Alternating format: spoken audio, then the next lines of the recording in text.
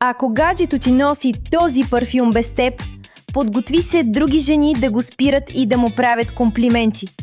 Една приятелка ми го показа, помириса го и веднага си казах: "О, не, това е опасно." Мирише толкова скъпо, че още на следващия ден непозната жена спря приятеля ми в магазина и го попита какъв е парфюмът. После започнаха комплиментите навсякъде, в офиса, в заведения, дори пред мен. Най-шокиращото – парфюмът не струва 400 плюс евро. Това е клонинг на Крит Авентус, който мирише почти 1:1 с оригинала, но струва около 29 евро и 99 цента и трае над 10 часа. Честно, очаквах евтин аромат. Получих парфюм, който кара хората да се обръщат след него.